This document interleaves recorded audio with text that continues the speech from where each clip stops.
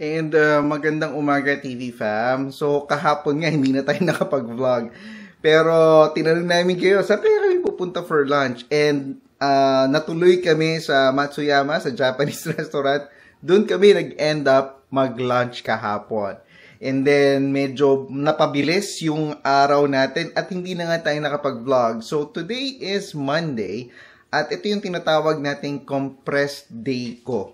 So wala tayong pasok today dahil yung mga pinapasok natin na extra 15, 30 minutes in a day, dahil nga for a government employee, normally mas maaga yung umuwi, usually kasabayan dapat yan nung uwi ni Joyce. Pero on my end, mas matagal siya ng 30 minutes more, 30 or 45 minutes, somewhere around that range. Dahil nga yung extra oras na yon, nako-compile yun into one, and then you can take a what they call a compressed day off, no? Na nangyayari yan on a scheduled basis. Yung schedule ko usually nangyayari yan either Monday or Friday. So, today nga, dahil compressed day natin, malakas ang ulan sa labas. The creeks come over the road, and then all of a sudden, the side of the house started rushing. Ihahatid natin si Clark. Tayo ang maghahatid at magsusundo kay Clark today para lang mabigyan ng proper instructions si Clark, guys, dahil nga medyo napapadalas na daw yung kanyang pag-pursue sa gusto niyang gawin pag nasa klase siya. Like for example, si Clark kasi sanay yan na umuwi ng mga 4:30 sa school galing dati sa kanyang daycare sa SIFA. Dahil nga ngayon, mas maaga ng close to 2 hours yung uwi niya, hindi siya sanay. Prefer niyang magstay sa school na, labasan na ng mga bata. Gusto niya pa rin magstay sa school. So, isa yon sa mga i-reiterate natin na guideline sa kanya. Next off is yung drop-off. Yung drop-off kasi ngayon, dahil nga medyo maulan, mas prefer niya na nandoon ng mas maaga,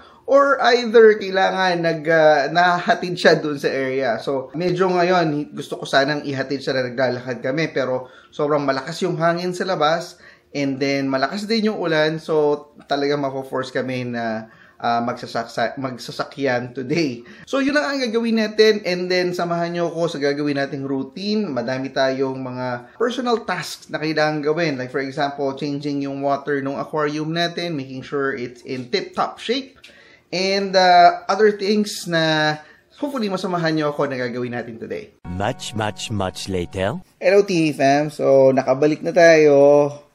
Nahatid na natin si Clark sa school niya. Actually, pagkatapos ko siyang ihatid, akalain mo tumigil yung ulan. Nung hinatid ko siya using the car, good decision na rin ang ginawa natin yun dahil sa labas, yung makikita nyo yung mga streets, yung sidewalk, no? Kung parang sa Pilipinas, no, yung nakikita nyo medyo parang nagbabaha dun sa area na yon. May ganun na rin kasi dito sa along the street namin dahil nga fall, naglalaglagan na yung mga dahon, tapos nako-cover up yung mga drain areas. Kaya nagkakaroon ng puddle of water. So at least naiwasan namin yon by riding the car. Pero hindi naman katagalan yung ganyang situation. Normally, may schedule naman kami ng street cleaning na kung saan tinatanggal yung mga ganyang mga nahulog na leaves para ma-clear ulit yung drain. Bago nga natin umpisahan yung araw natin, si Joyce, nagluto siya ng longganisa. Kain muna tayo today, no? Mag-breakfast tayo bago natin I guess, ituloy yung mga kailangan natin gawin for today. So, ulam natin is yung longganisa at saka yung tirang kanin, no? Akalain nyo, ang buhay dito sa Canada, hindi magarbo. Yun, usually, ganito yung ginagawa namin routine. Kung ano lang yung nasa pagkainan, hindi tayo mapili, yan lang ang kakainin natin. Hindi naman tayo yung tipong, breakfast, punta tayo McDonald's or punta tayong fast food. Normally, pag may mga gantong situation, kung ano lang yung natira dyan, mga LO na kung tawagin, yan ang kakainin natin. So, kwentuhan tayo habang kumakain tayo ng breakfast, no? Basta tayong comments. Maraming salamat sa mga nag-comment, ha. Shoutout lang natin yung mga iba. Maraming salamat no, sa The Castillo Inspires 2702. No? Thank you so much for commenting on our last video.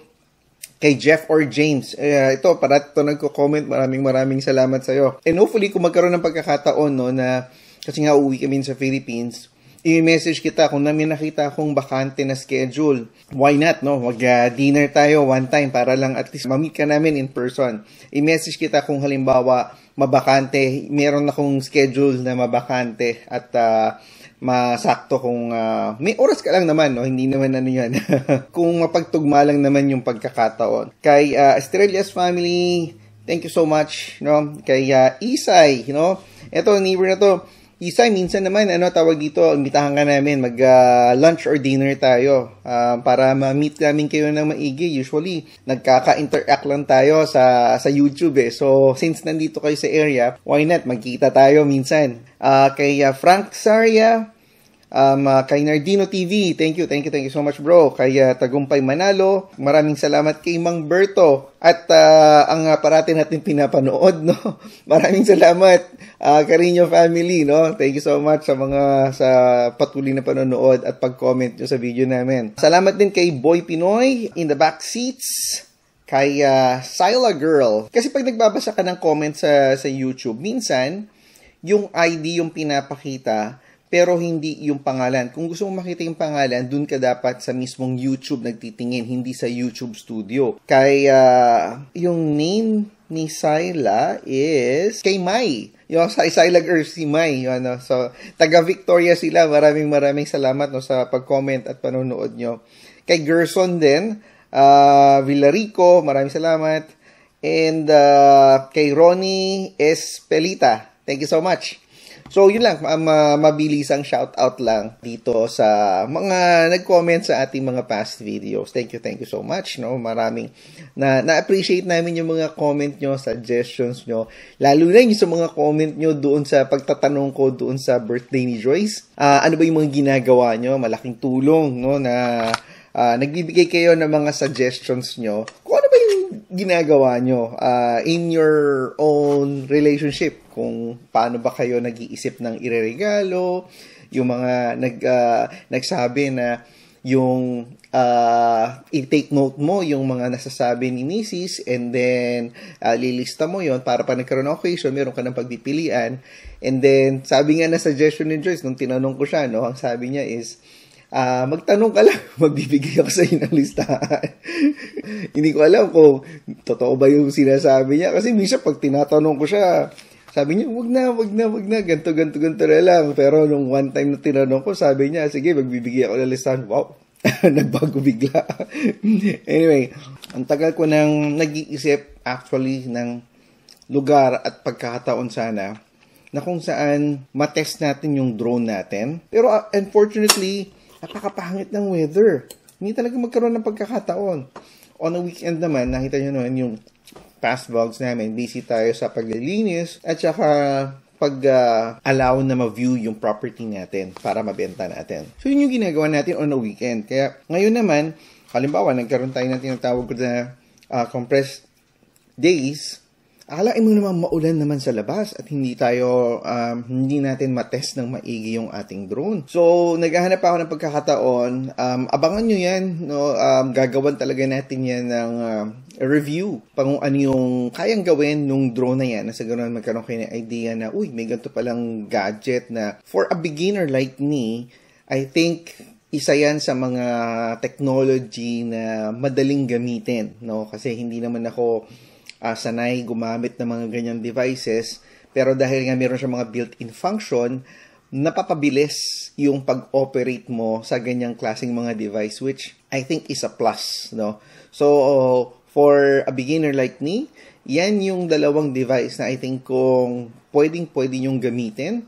Isa na yun yung DJI Neo at saka yung Hoover X1 Pro or Pro Max. So, abangan nyo yan. Abangan nyo yung vlog natin tungkol dyan. Ayan, para lang makita nyo kung gaano kadaming dahon ang nalalagas sa area namin. Ang hangin, no? Ayan. Ganyan kadami. Nagkalat talaga. At yung sinasabi ko kanina, yan, no, medyo tumigil ang ulan at medyo sumisilip si Haring Araw. Sabi nga ni Inag, si Haring Araw. Hindi ako sanay na tawagin Haring Araw ang narinig ko lang yan kay Inags. Anyway, dito natin kinukuha itong bucket natin. Ginagamit natin yan for water change nung ating aquarium. So, tapos na tayo kumain and magpapalit na nga tayo ng tubig ng mga aquarium natin. So, samahan niyo ako.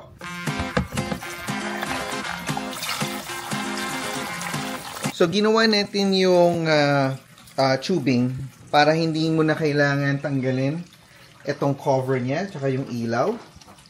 Kasi normally, pag nag-water change, yung hose, kailangan mo pang ipasok dyan. And then, para mag-pump ng water. Ito, yung mismong parang gravity na lang ng tubig. Yung parang hihigop sa tubig doon sa loob ng aquarium. So, once na inopen ko yung valve, mag-fill na siya ng tubig. Para mapabilis yung ating trabaho. Siguro, magtataka kayo, paano kung mag-leak yung tube, no? Yung tube na yan, that's rated for actual pressurized water. Ito naman is flowing water lang, wala siya talagang pressure. So, hindi yan magli-leak. At kung halimbawa man mag-leak yan, naglagay ako ng sensor sa floor niya na kung saan mag-a-alarm siya pag nakadetect ng any type of moisture doon sa area.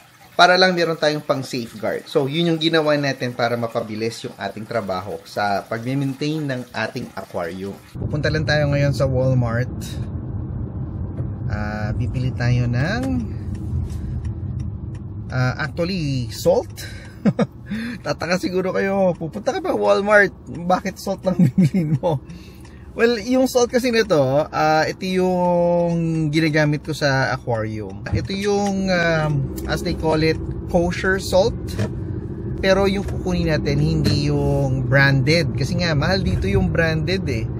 Ito yung parang equivalent ng rock salt sa Pilipinas. Pero ito, yung kosher salt, ginagamit yan as a gourmet salt para sa pagluluto. Pero, since yung use na paggagamitan natin ng salt na yan is for the aquarium lang talaga, maganda na yung generic brand yung kukunin natin, which is yung nasa Walmart, yung color yellow na no name brand. Yan ang kukunin natin. So grabe ang grabe ang hangin ngayong araw. Kakaiba ang hangin, nakakapanibago lang. Meron nga siya actually today, merong wind warning na tinatawag. Pero ang kagandahan ng panahon ngayon is medyo tumila yung pag-ulan, which is a good thing, no? Anyway, yun na nga. And then pagkatapos natin bumili ng kosher salt sa Walmart, didiretso tayo kay Joyce at magla-lunch date tayo. So kahit naka-break na nga tayo, kahit na compressed day natin ngayon, which is walang pasok supposedly, dahil naka-accumulate ka na ng number of minutes enough para makapag-off ka ng one day.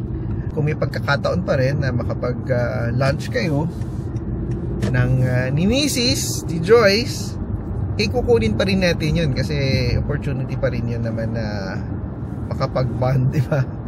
Imbis na nasa bahay ka lang, malamig na ngayon, sinamayan pa ng hangin, siguro feels like 9.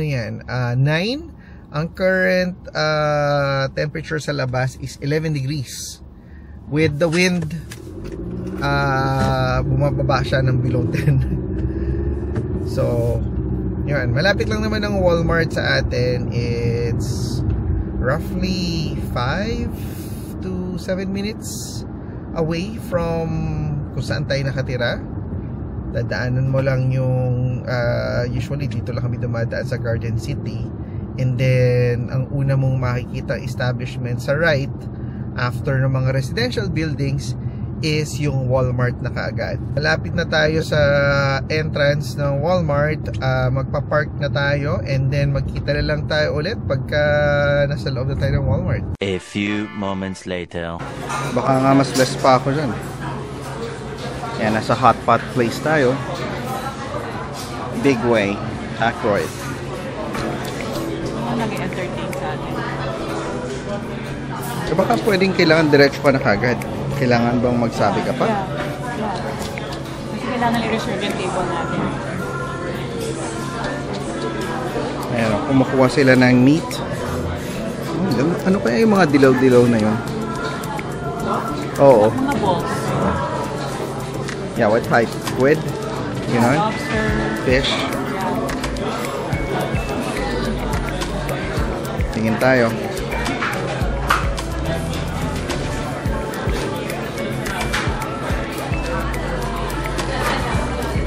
May ice cream? Free ice cream. Oh, kita mo yun, no? Sauce bar. Hi. Do you have a table for two? Let me check for you. Okay. There's gonna be a table for two, but they're not finishing yet. Okay. So they're almost finished right now, but probably after like you pay for your food, you haven't. You got good? the table. Okay. Okay, So do we you wanna- start now? Get our We stuff? can start, right? Okay. So today we have the happy hour drinks. Yeah. We have strawberry lemonade and green tea. Okay. Ice cream is matcha. Today. Okay. Thank you. We have the new coconut green curry. Okay. Yeah. Thank you. We need two hands. Okay. Because you need this. Kuha muna tayo. Ako nandito, garlic. Tsaka yung, ito, green onion. Tapos yung Big Way soy sauce. Gusto mo rin ng ganito? Sige, same na lang tayo. Parang dumami masyado yung garlic na lalagay.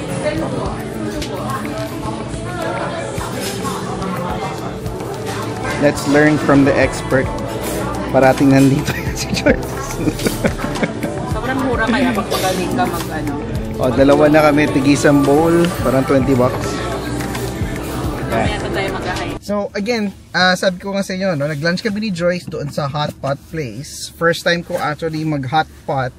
It's not bad. So, kukuha ka nung mga ulam mo and then, i-weigh nila yun. Pagka-weigh nila, tsaka kanila isa-charge kung magkano ba yung actual na kinuha mong ingredients. So, ako, nakuha ko ata is $8. Si Joyce is around $10. Doon sa amount na yon per person, it already comes with a drink, no? Meron silang dalawang option kanina kasi nagbabago daw yan on a daily basis eh. Strawberry lemonade yung isa at saka yung isa yung jasmine green tea or green tea. Ako green tea kinuha ko, si Joyce yung strawberry lemonade para matikpan namin pareho kung ano yung lasa ng bawat isa. And then namimili ka din nung type of broth na kukunin mo. Ako yung kinuha ko is yung miso. Si Joyce naman I think is yung curry. So again, nagpunta tayo dito sa Garden City Park. Lumabas kasi si Haring Araw and naisipan kong i-grab yung opportunity to get some shots doon sa park ang sa ganun matest natin yung ating drone.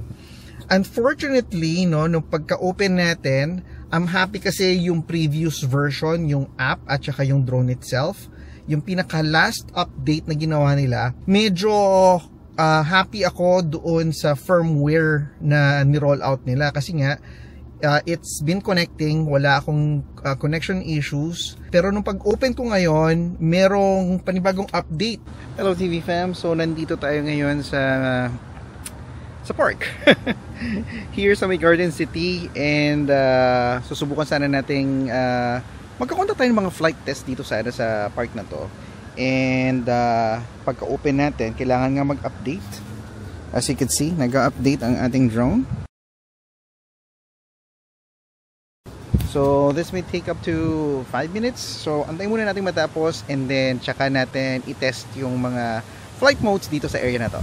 Ang parang pinaka naging problem natin dyan nung tinetest ko yung drone is yung recording time at saka yung response nung ating drone. Pagka ni-launch mo siya from your palm, hindi siya kagad nagre-record. After niyang mag-move, halimbawa ginamit mo yung orbit, no? May delay siya ng mga, siguro sa isang rotation, yung 25% nun hindi recorded. Yung 75% recorded. So, delayed yung pag-activate nung recording feature. Same goes with the dolly feature, yung follow feature, at saka yung bird's eye. Medyo nagkaroon ng delay lahat ng recording. And isa sa mga naging problem ko din is each time na ila-launch mo yung drone, sobrang nawawala yung connection or nagbabuffer yung connection niya from the drone at saka yung phone mo. Hindi naging maganda in a sense yung panibagong update. Hindi naging maganda yung results. Hindi ko alam kung this is my personal experience dito sa drone natin. Sana pwede mong i-roll back yung firmware. I would have preferred it na hindi sana nag-force update. Kasi ang nangyari naman dito, ayoko muna sana kasing i-update sana. Pero kung gusto mong gamitin yung app, kailangan mag-update ka muna bago mo siya magamit. On its own, pwede ko siyang magamit. Pero with the test flights na gagawin natin, kailangan ko kasi yung phone. Kasi if in case magkaroon ng problem, hindi siya mag-respond, no? Hindi kagad siya, halimbawa, nag-bird's eye ka, no? Nag-stay siya afloat sa inyo, hindi kagad siya bumaba, pwede mo siyang i-manual control. That's the problem. Dahil gusto kong i-safeguard yung feature na yon at ma-connect ko yung phone ko sa drone when necessary, kailangan kong i-update yung app. And so when I updated the app, na-update yung firmware ng drone, and then lumabas lahat ng problem na to. So I really hope the company 00 Robotics can either roll out an immediate update nang sa ganoon ma-fix nila yung problem na yun. Kasi hindi ako nagkaroon ng problem sa mga previous test flight natin.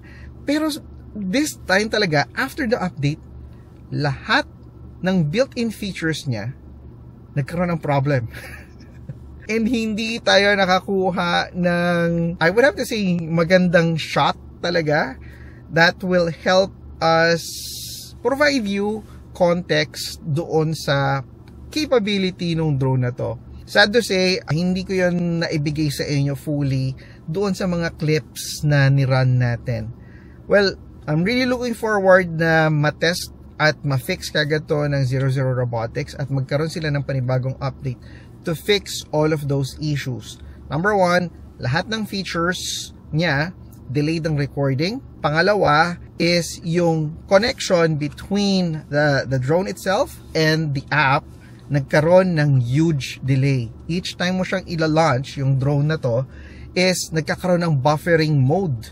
No, nawawala yung connection niya doon sa preview ng screen, and hindi mo magamit yung mga features na nandoon sa drone, like i-change mo yung direction, i-change mo yung elevation, yung recording, yung pag-press ng on and off, hindi siya gumagana. Lastly, yung parang pinaka naging major flaw niya is yung response ng drone pag nilabas mo yung palm mo, hindi na siya lumalapit sa'yo agad-agad. Kakaroon siya ng lag time, kumbaga. So, matagal ka nang nakalabas yung kamay mo, hindi siya lumalapit sa'yo. Mukhang ikaw pa ang lalapit sa kanya para siya mag-land. And then there were even a time na nasa harap mo na, no? And then the drone is there, and then nilagay mo yung palm mo, hindi siya kagad naglaland. Hindi ko maintindihan kung ano yung nangyari, bakit ngayon nahihirapan siyang i-detect yung palm mo to let the drone know na pwede na siyang mag-land.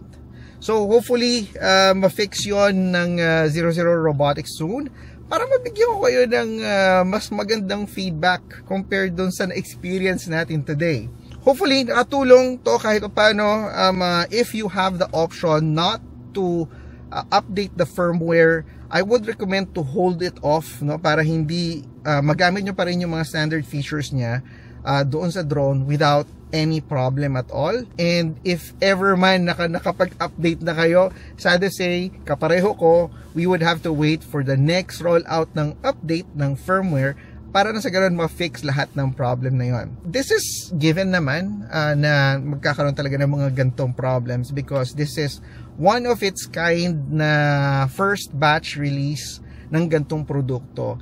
And I know na in the future, mas madami at mapapaganda pa ng 00 Robotics yung mga updates na ni-roll out nila, and it will potentially fix all of the problem. Because this product is not cheap. You expect quality naman talaga doon sa binayaran mo.